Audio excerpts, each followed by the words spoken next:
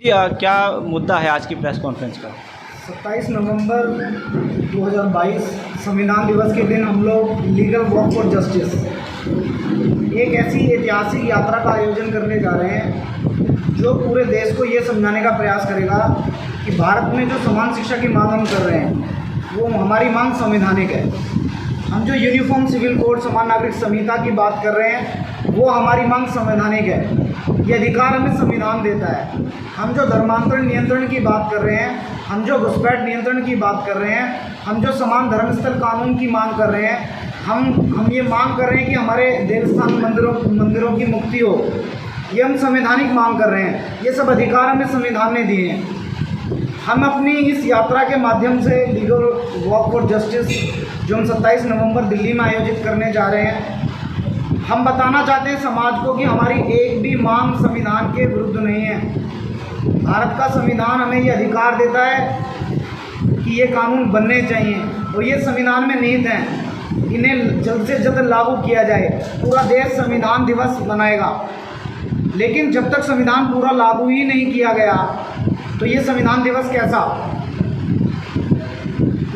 संविधान हमें अधिकार देता है कि पूरे देश में गौ हत्या पर पूर्ण प्रतिबंध लगना चाहिए, पूरे देश में नशाबंदी शराबबंदी होनी चाहिए।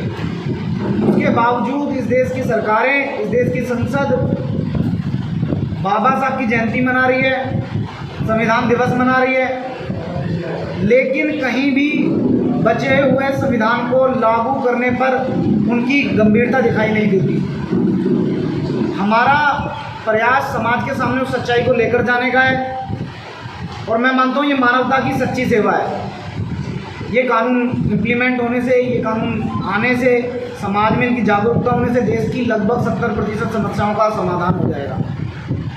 और समरसता की बात होती है, समता की बात होती है और सही मायने में समरस और समता से जो युक्त भारत बनेगा वो इन कानूनों के इम्प्लीमेंटेशन के बाद, इन कानूनों के लागू होने के बाद, और देश में मैं मानता हूँ सच्चा लोकतंत्र जब स्थापित होगा जब संविधान को पूर्णतः लागू किया जाएगा। क्या कारण है कि सरकारों को अपनी इन बातों को या इन मांगों को लेकर हमें सहमत करना, ये एक बड़ा संघर्ष है। इस संघर्ष के बाद देश की 70% समस्याओं का समाधान हो जाएगा। एक धर्मांतरण को लेकर आप ट्विटर पर देखिए, आप न्यूज़ चैनल पर पैनलिस्ट को देखिए, सिर्फ चर्चा चल रही है। लव जिहाद को लेकर चर्चा चलती है, कोई रोकथाम हुई क्या? पीछे छत्तीसगढ़ में घटना हुई, दिल्ली में घटना हुई, लखनऊ में घटना हुई, कोई रोकथाम हुई क्या? गौहत्या को लेकर पूरे देश में चर्चा होती है, मॉब लिंचिंग को लेकर पूरे देश में चर्चा होती है, लेकिन बिना कानून के कोई समाधान हुआ क्या? पूरे देश में घुसपैठ जारी है और घुसपैठ और धर्मांतरण के जो दूरगामी परिणाम हैं, उन परिणामों से वर्तमान का भारत कितना प्रभावित है, ये बात ना आपसे छिपी हुई है ना मुझसे छिपी हुई है। जब तक कठोर कानून लागू नहीं किया जाएगा, जब तक किसी तरह का कोई समाधान होने वाला नहीं है। असल यहाँ पे ये सेव इंडिया मूवमेंट चला रही है और सेव इंडिया मूवमेंट यानी भारत बचाओ आंदोलन, ये भारत बचाओ आंदोलन की श्रृंखला है। जंतर मंतर 8 अगस्त हम लोगों ने जंतर मंतर पर एक विशाल वृहद प्रदर्शन किया था। हमारा किसी सरकार से विरोध नहीं है, मैं स्पष्ट कर दूँ आज, हमारा किसी सरकार से कोई विरोध नहीं है। हमारी संवैधानिक मांग है, हमारा किसी सरकार से कोई विरोध नहीं है, ना किसी से अति विशेष प्रेम है। हमारी सिर्फ इतनी सी मांग है कि जिन कानूनों की मांग हम कर रहे हैं वो संवैधानिक है और वो बनने चाहिए, क्योंकि वो राष्ट्र के हित में है और देश के हित में। क्या सब मांगों को लेकर ज्ञापन दिया जाएगा? हाँ, निरंतर हमारी टीम ज्ञापन सौंपती आई है। इस बार भी लीगल वॉक फॉर जस्टिस के बाद हम माननीय राष्ट्रपति जी को, प्रधानमंत्री जी को और माननीय गृह मंत्री जी को ज्ञापन सौंपेंगे। जिस वॉक निरंतर कैबिनेट मिनिस्टर से मीटिंग करेगी, उनसे पत्र व्यवहार करेगी, उनसे एक संपर्क स्थापित करेगी, उन्होंने बताएगी कि देश हित में आके वो जानते हैं, उनको चुनावी एजेंडों में भी मांग रही है। और मैं आपकी जानकारी के लिए बता दूं, जितनी मांगें हमारी हैं, हमने पूरी डीप स्टडी की है।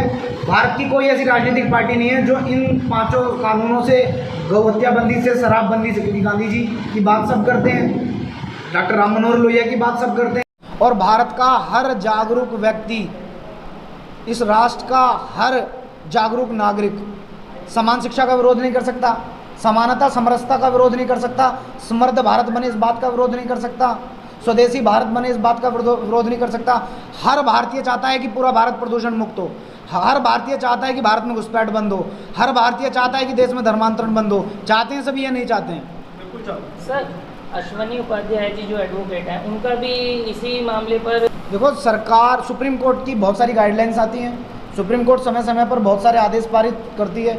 आप विडंबना देखें, जब इस देश में आज तक संविधान ही लागू नहीं हुआ तो माननीय सुप्रीम कोर्ट के जजमेंट, माननीय सुप्रीम कोर्ट के आदेशों की कितनी पालना होगी, वो बात ना आपसे छिपी है ना मुझसे छिपी है। ये लड़ाई सड़कों पर हम चुनकर भूल जाते हैं, और ये कुर्सी का मोह ऐसा है कि वहाँ दो चीज़ें चुननी होती हैं, या तो राष्ट्रवादी हिंदू या कुर्सी।